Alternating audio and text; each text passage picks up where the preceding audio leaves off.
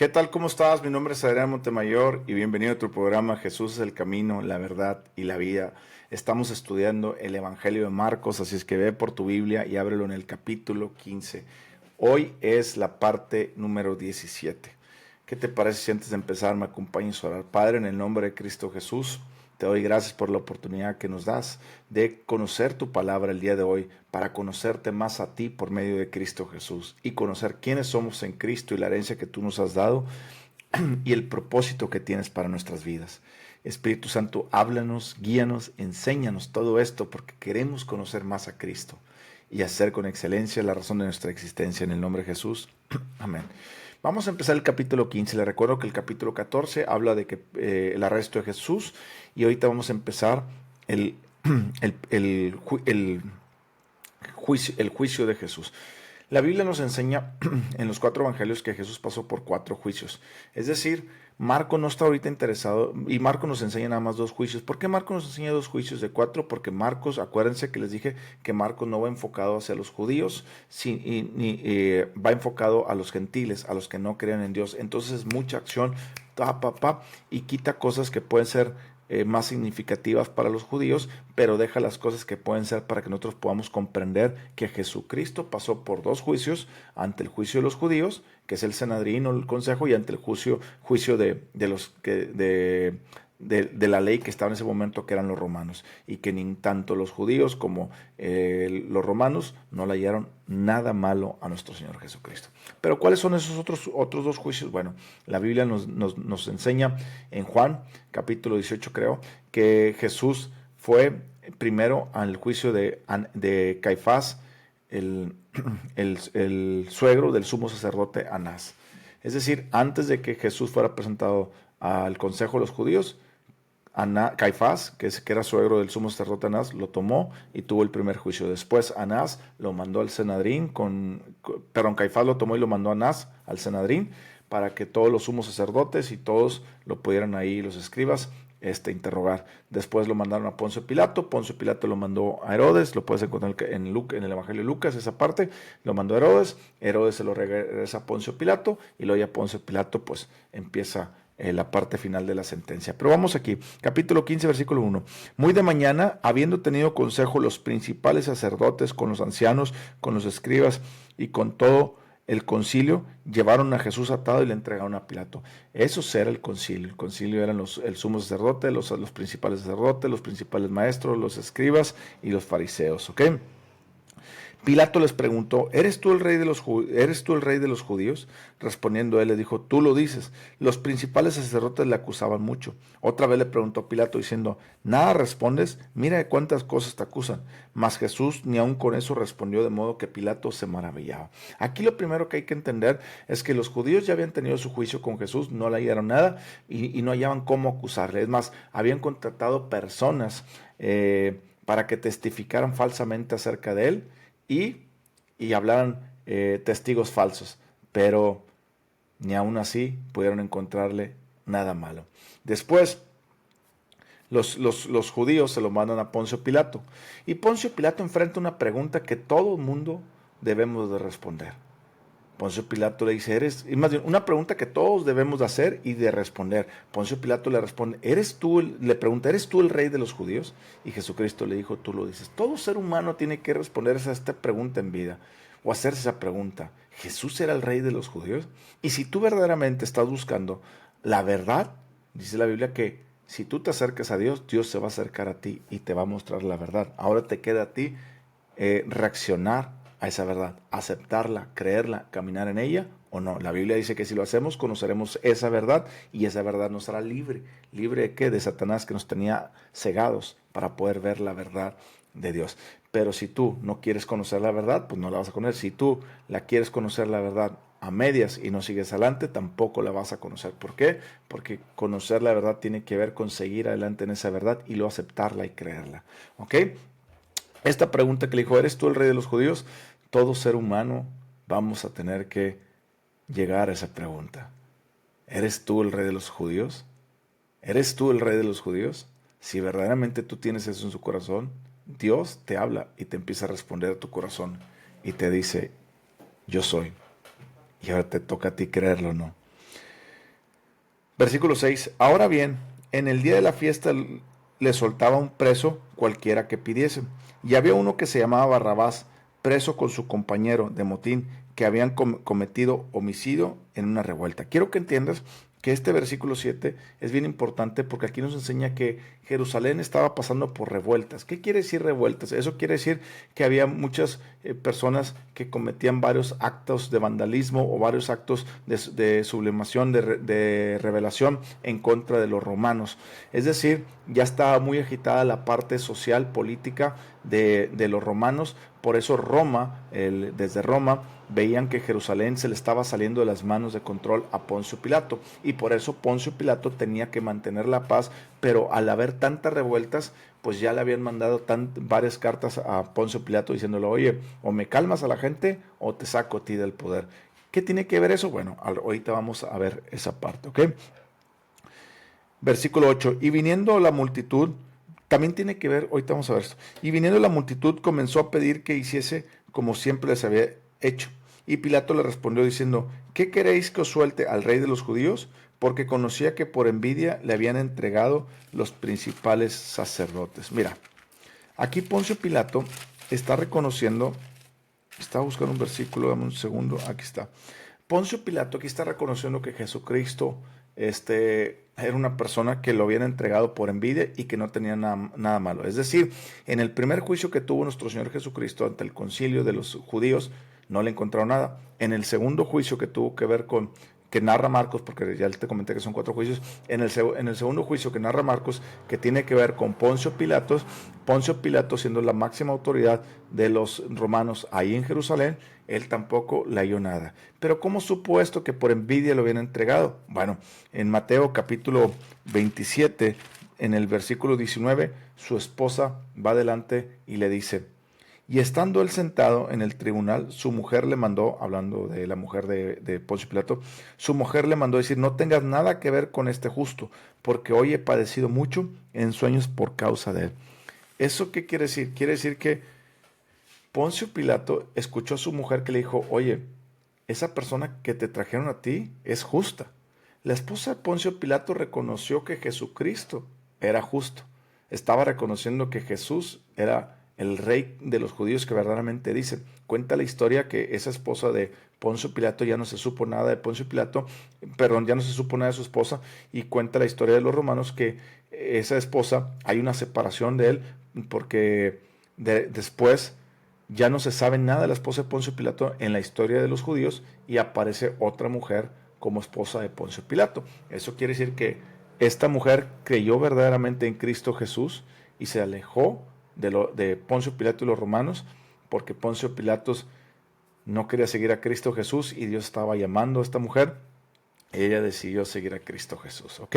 Bueno, esta mujer le dijo a Poncio Pilato, no tengas nada que ver con este justo. Poncio Pilato también tuvo su momento de verdad. Todo ser humano tiene un momento de verdad. ¿Cuál es ese momento de verdad? El de responder la pregunta que todos debemos de responder, como le pasó a Poncio Pilato. Jesús, ¿eres tú el rey de los judíos? Y Jesús le dice, ¿tú lo dices? O sea, ¿lo estás creyendo? Y esa es la pregunta que tengo que responder. Yo la tengo que responder. ¿Jesús es el rey de los judíos? Hoy en día, a muchos musulmanes, Jesucristo se les ha aparecido en sueños y le está diciendo, yo soy Jesucristo, crean. Muchos musulmanes se están convirtiendo al cristianismo, no porque alguien les haya predicado, sino porque Jesucristo se les ha aparecido en sueños. Bueno, aquí la Biblia dice que se le apareció algo de Dios a causa de Jesús. Pudo haber sido Jesús, pudo haber sido Dios, pudo haber sido, no sé, pero ella supo que era a causa de Jesús. Entonces, ella se le reveló quién era Jesús. A muchas personas se les revela quién es Jesús a través de sueños y visiones. Por eso, no está hablando de los creyentes, porque tú y yo ya hemos creído. He conocido personas que son creyentes y dicen, ay, es que quiero que Jesús se me revele y que tenga una visión para creer más. Pues no, tú ya creíste. Tú tienes que seguir peleando la batalla de la fe creyendo por fe, porque la Biblia nos dice que bienaventurados son los que creyeron sin haber visto. ¿Te acuerdas? Bueno, muchas personas se les ha aparecido Jesucristo en sueño y se han convertido. Bueno, aquí lo mismo pasó. Jesucristo se le apareció a la esposa de Poncio Pilato, se le convirtió, pero se le apareció también ¿para qué? Para traerle a Poncio Pilato y decirle a Poncio Pilato, aquí está la oportunidad que todo ser humano tiene. ¿Vas a creer o no vas a creer? Y Poncio Pilato como que quiso y como que no. Pero esta es una pregunta que todos debemos de responder en nuestras vidas y a todos se nos da la oportunidad. Muchos la rechazan, muchos no la rechazan y creemos y seguimos creciendo en esa verdad. La palabra de Dios dice, conocerás la verdad y la verdad te hará libre. Dice ahí, versículo 10, porque conocía que por envidia le habían entregado los principales sacerdotes. Mas los principales sacerdotes incitaron a la multitud para que le soltasen más bien a Barrabás. Respondiendo Pilato les dijo, otra vez, ¿qué pues queréis que haga? ¿Que os llamado rey de los judíos? Y ellos volvieron a dar voces, crucifícale. Pilato les decía, pues qué mal ha hecho. Pero ellos gritaban, crucifícale. 3 veces Pilato intentó sacar a Jesucristo de ahí para que no lo crucificaran porque como que estaba creyendo, pero no hallaba la forma. Fíjate lo que dice ahí. Versículo 15. Pilato, queriendo satisfacer al pueblo, le soltó a Barrabás y entregó a Jesús después de azotarle para que fuese crucificado. ¿Qué tiene que ver Barrabás aquí? Acuérdense lo que dice el versículo 7. Y había uno que se llamaba Barrabás preso con su compañero de motín que habían cometido homicidio. Es decir, Jerusalén ya estaba pasando por una situación de desorden porque se les había mucha sublimación, se habían revelado muchas personas y Barrabás era uno de ellos y había matado a algunos romanos. Entonces habían llegado hasta oídos de Roma y Roma le mandó les mandó cartas y le mandó un ultimátum a Pilato diciéndole, oye, o me controla Roma o si no puedes te cambio y mando a otra persona en tu lugar. Entonces Poncio Pilato, para no entrar en eso de que, ¿sabes qué? Si pasa algo aquí ahorita, porque pues si le suelto a Jesús, los judíos lo quieren matar y se van a venir otra vez una revuelta y pues no quiero que eso pase porque va a llegar a oídos el emperador y me van a quitar aquí. Mejor, ¿sabes qué? Que me quedo en paz satisfaciendo al pueblo judío, así. ¿Cómo lo satisfago el pueblo judío? Pues soltando a Barrabás y dejando preso a Jesús y que ellos lo maten. ¿Te das cuenta que Poncio Pilato tuvo 3 oportunidades para soltar a Cristo Jesús, pero no quiso soltar? ¿Qué hubiera pasado si Poncio Pilatos hubiera soltado a Jesús? ¿Jesús no hubiera muerto? No. Dios tiene su plan perfecto. Y si Poncio Pilatos hubiera decidido soltar a Jesús, en ese mismo momento, yo creo que hubiera aparecido otra figura. En ese momento, no en otro día ni en otro. En ese mismo momento hubiera aparecido una figura política, gubernamental, que le hubiera dicho, Poncio Pilato, estás haciendo mal y hay que matarle, y hubiera tomado el lugar de Poncio Pilato y lo hubieran crucificado, o se lo hubieran dado a los judíos, ¿ok? Bueno, entonces, pero aquí Poncio Pilato amaba, igual que el pueblo, que los sacerdotes amaban más su prestigio. Fíjate bien que dice, Poncio Pilato conocía que por envidia lo habían entregado. ¿Qué significa eso? Bueno, Jesucristo, acuérdate que una de las tentaciones de Jesucristo que el diablo le puso, es que le dijo allí en Lucas capítulo 4, le dijo, si hincado me adorares, te daré todos los reinos de la tierra y te daré todo el dinero de la tierra y te daré todo el poder. ¿Ok?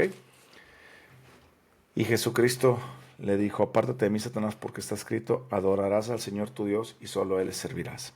Es decir, Poncio Pilato sabía que lo habían entregado por envidia. Eso significa que Poncio Pilato conocía que estos hombres decidieron amar más su poder, su estatus y su prestigio antes que reconocer que Jesús no había hecho nada malo. ¿Ok? Poncio Pilatos parecía que él estaba ahí dudando, pero al final él amó más su prestigio y el poder porque él decidió entregárselo a los judíos sabiendo que Jesús no había hecho nada malo. Es decir, estos dos cayeron en la tentación de Satanás. Fíjate lo que dice el versículo 11. Mas los principales sacerdotes incitaron a la multitud para que le soltase más bien a Barrabás. Respondiendo Pilato les dijo otra vez, ¿qué pues queréis que haga del que llame rey de los judíos? Y ellos volvieron a dar voces, crucifícalo. Pilato les decía, pues qué mal ha hecho, pues ellos gritaban aún más, crucifícale. Y Pilato, queriendo satisfacer al pueblo, le soltó a Barrabás y entregó a Jesús después de azotarle para que fuese crucificado. ¿Sabías que tú y yo somos Barrabás y Jesús pagó por nosotros y nos soltó?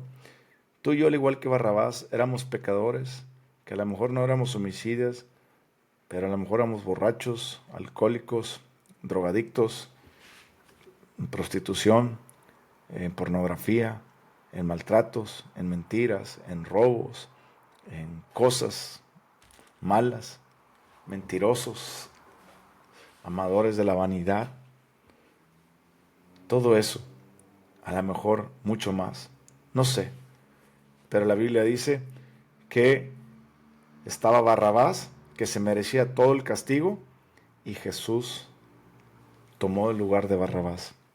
De la misma manera Jesús toma nuestro lugar, y tú y yo somos como Barrabás y hemos quedado libres. ¿Pero libres para qué? Para conocerle y caminar más en su verdad. Versículo 6. Entonces los soldados le llevaron dentro del atrio, esto es el pretorio, y convocaron a toda la compañía, y le vistieron de púrpura, poniéndole una corona tejida de espinas, y comenzaron luego a saludarle: salve, rey de los judíos. Y le golpeaban la cabeza con una caña, y le escupían, puestos de rodillas le hacían reverencia. Después de haberles escarnecido, le desnudaron la púrpura y le pusieron sus propios vestidos y le sacaron para crucificarle. ¿Por qué hicieron esto de estos versículos? Sencillo, porque los romanos no entendían en sus cabezas, no podían ellos comprender que hubiera alguien más superior a los romanos. Ellos se creían una raza superior. Entonces se burlaron de Jesucristo diciendo: ja, ja, ja, tú que te crees rey de los judíos, tú que te crees rey, no eres nadie. Entonces los romanos estaban haciendo burla de que Jesús era un rey superior a ellos, y ellos estaban haciendo burla de eso. Versículo 21. Y obligaron a uno que pasaba, Simón de Cirene, padre de Alejandro y Rufo, que venía del campo, que le llevase la cruz. La cruz de los romanos era una cruz larga que medía 3 metros de largo por 2, más de 3 metros de largo por 2 metros y algo de ancho. Es decir, era una cruz pesada. No recuerdo ahorita cuánto pesaba una cruz, pero una cruz pesada. Y Jesús solo, por sí solo, humanamente, era difícil cargarla, y más que nada iba a tardar mucho en llegar. Entonces, como los romanos querían que llegara rápido para ya crucificarle, pues iba pasando este Simón y le dijeron: hey, tú, vente, cárgala. Qué hermoso Simón. Esos momentos donde tú vas pasando y de repente te encuentra Jesucristo. ¿Sí me explico? Simón no hizo nada. Simón iba pasando y le tocó cargar la cruz con el Maestro, con el Dios del cielo, la tierra, el universo. Qué bonito es cuando conocemos a Jesús. Jesucristo dijo que todo el que quiere venir a mí, tome su propia cruz, cárgame y sígame. Qué bonito es cuando Jesús nos encuentra en cualquier momento de nuestras vidas. La pregunta es: ¿vas a cargar la cruz? Versículo 22. Y le llevaron a un lugar llamado Gólgota, que traducido es lugar de calavera. Le dieron a beber vino mezclado con mirra, mas él no lo tomó. Como le hubieron crucificado, repartieron entre sí sus vestidos, echando suerte sobre ellos para ver qué se llevaría cada uno. Aquí esto es una profecía del Salmo 22, 18, donde dice que echaron suerte sobre mi ropa, mis vestidos. ¿Por qué Marcos no dice que es una profecía? Porque acuérdate que Marcos va enfocado hacia los no judíos, es decir, a los gentiles que no conocían la palabra de Dios. Por eso él no se enfoca tanto en eso. Pero los demás evangelios sí. Versículo 25. Era la hora tercera cuando le crucificaron. ¿Cuál es la hora tercera? La hora tercera, dice, era la hora tercera cuando le crucificaron.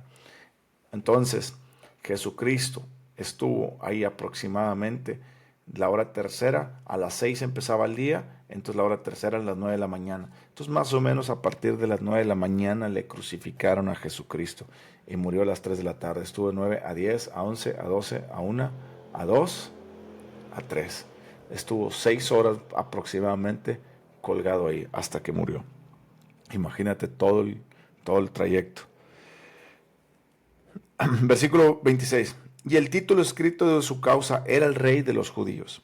Crucificaron también con él a 2 ladrones, uno a su derecha y el otro a su izquierda. Y se cumplió la escritura que dice: fue contado con los inicuos. Aquí se menciona, se cumplió la escritura, menciona un poco. Y versículo 29. Y los que pasaban le injuriaban, meneando la cabeza, y le decían: va, tú que derribas el templo de Dios y en 3 días lo reedificas, sálvate a ti mismo y desciende de la cruz. Esto decían porque decían: a ver, si eres Dios, bájate de la cruz y demuéstralo, a ver, porque había mucha gente que no había creído en Jesucristo.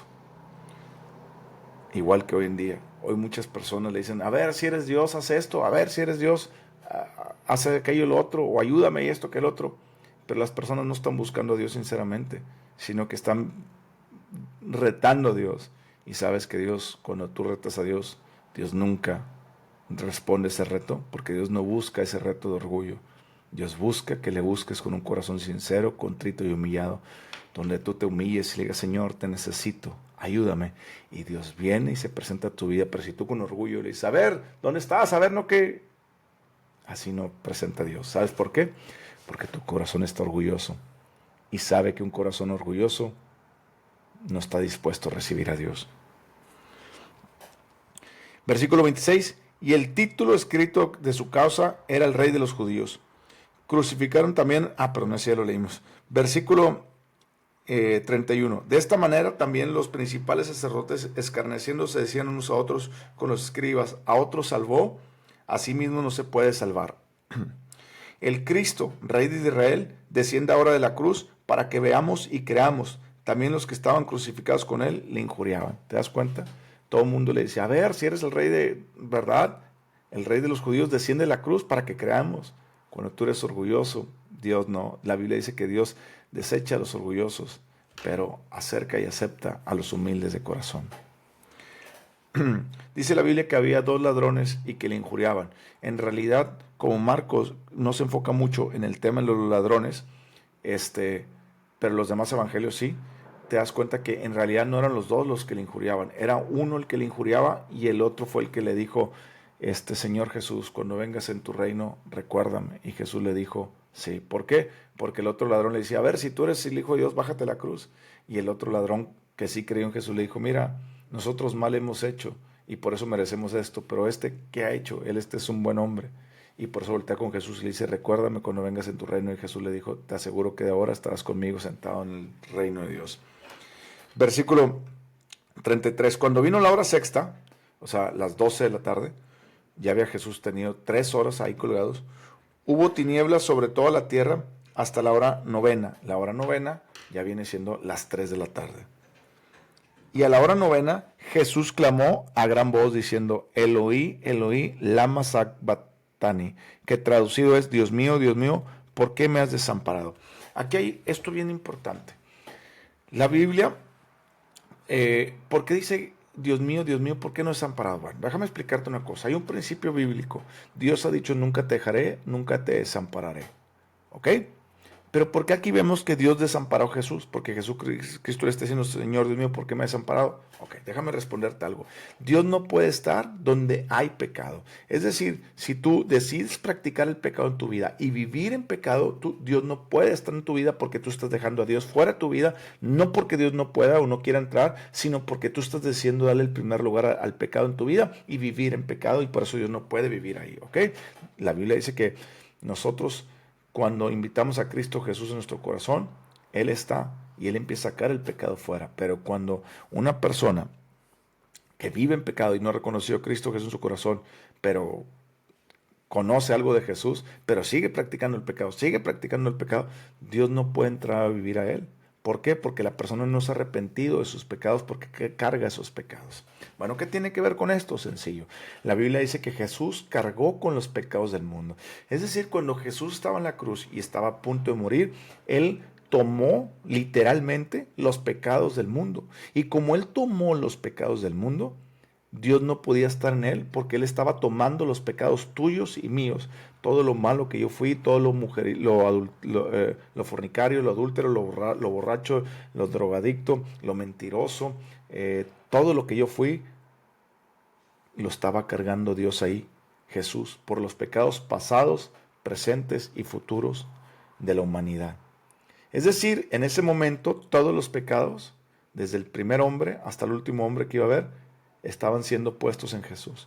Y como estaban siendo puestos en Jesús, el Padre fue la única vez que se separó de Dios, de Jesús. Fue la única vez que el Padre se tuvo que separar de Jesús. ¿Sabes por qué?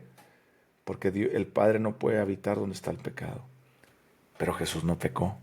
Pero Jesús cargó con tu pecado y mi pecado. Porque si nosotros depositamos el pecado en Él, entonces Él está cargando con nuestro pecado. Por eso Él lo azotaron tan fuerte y por eso murió en la cruz. Porque el único precio para perdonar los pecados era la muerte y la sangre preciosa de un justo. Era lo único que nos puede salvar. Pero como los hombres no somos justos, entonces nunca nos podíamos a salvar. Pero como vino Jesús y vivió una vida santa y justa sin pecado, entonces Él podía salvarnos. Y por eso Él pudo cargar con los pecados.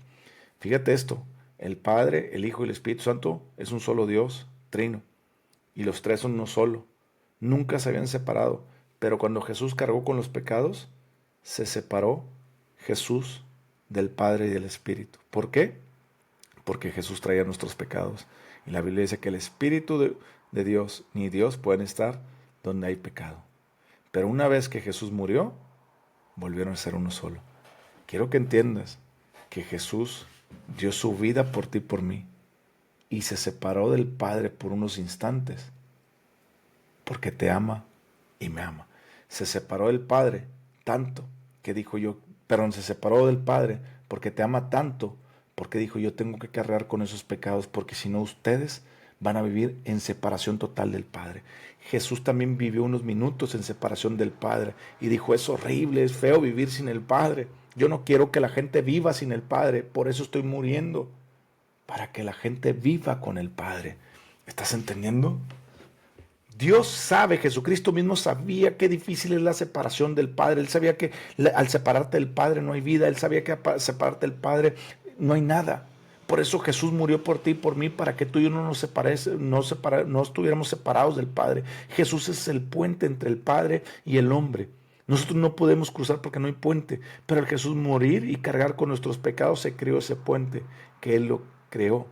Por eso, Él cuando murió se separó del Padre. Más bien el Padre se separó de Él porque Él estaba cargando con nuestros pecados. Pero después que Jesús murió, resucitó, y el Padre, el Hijo y el Espíritu Santo son uno. Y no solamente ellos. La Biblia dice que todo el que cree en Jesús es uno con el Padre, el Hijo y el Espíritu Santo. Entonces son tres y nosotros. Amén. Versículo 35. Algunos de los que estaban ahí decían al oírlo, mira, llama a Elías, hablando de Elías, del profeta Elías, del gran profeta Elías. Y corrió uno y empapando una esponja en vinagre y poniéndole en una caña le dio beber, diciendo, dejad, veamos si viene Elías a bajarle. Mas Jesús, dando una gran voz, expiró. ¿Qué quiere decir que expiró? En el Evangelio de Juan nos narra que Jesús dijo, Padre, he acabado la obra que me diste. ¿Ok? La palabra que se utiliza ahí en Juan, déjame ir rapidísimo al capítulo Juan, Juan capítulo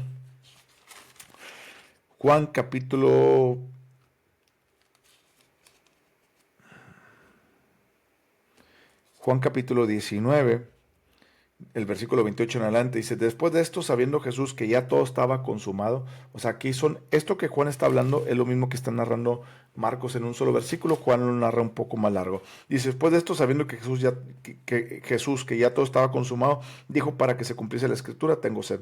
Y estaba ahí una vasija llena de vinagre, entonces ellos empaparon en vinagre una esponja, poniéndola en un hisopo, se le acercaron la boca. Cuando Jesús hubo tomado el vinagre, le dijo, consumado es. Y habiendo inclinado la cabeza, entregó el espíritu. La palabra consumado significa tetelestai en griego. Tetelestai significa que un negocio, que cuando tú tienes un negocio y tienes una deuda, por ejemplo, le pido prestado a alguien para mi negocio, para pagar unas cosas en mi negocio, yo le debo a alguien. Bueno, utilizaron la palabra tetelestai para decirle, oye, ya te pagué el dinero que te debo, ya no te debo nada, en una negociación de negocios. También se utilizaba en la guerra para decir que una batalla estaba ya ganada.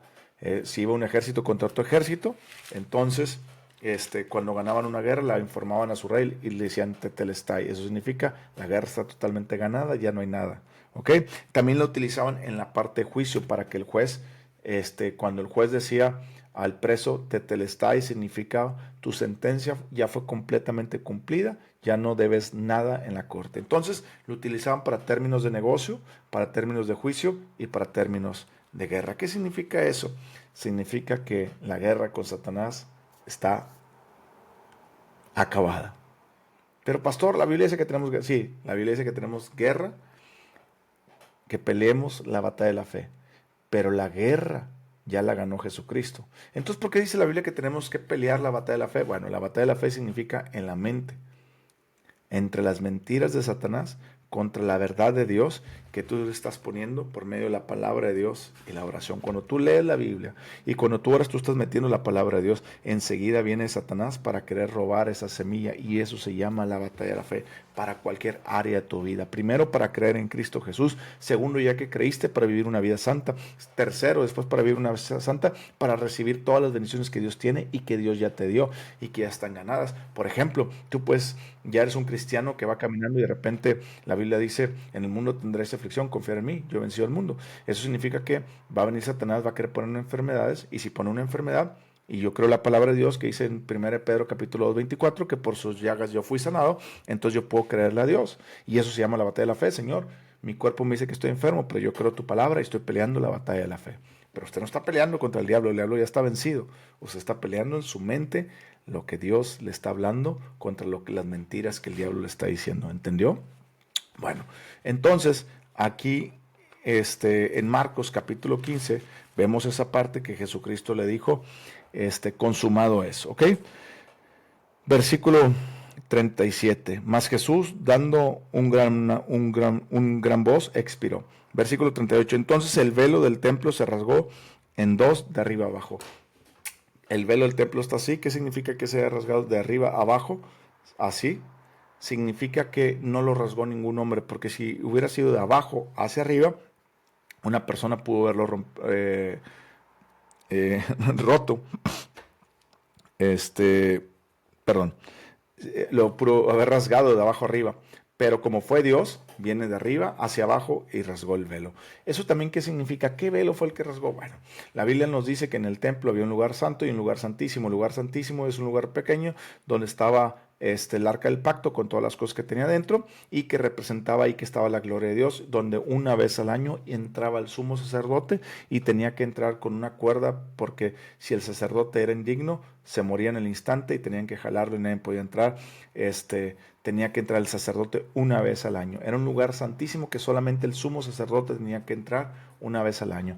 ¿Qué significa que se haya roto? Significa que la presencia de Dios ya no estaba ahí en el templo, se había ido. Es decir, cualquier persona ya podía entrar porque la gloria de Dios ya no estaba ahí, la presencia de Dios.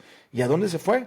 Bueno, cuando leemos las cartas de Pablo, entendemos lo que Jesús dijo en Juan capítulo 15, y que el Espíritu Santo estará dentro de nosotros y vivirá dentro de nosotros. Y Pablo lo describe de esta manera: nosotros somos el templo de Dios y el Espíritu Santo vive dentro de nosotros. Es decir, cuando una persona cree en Cristo Jesús, el velo que dice la Biblia que tenemos se rasga de arriba abajo, porque hemos creído en Cristo Jesús, y ahora entra la presencia del Espíritu Santo a nuestras vidas, y nosotros somos el templo del Espíritu Santo.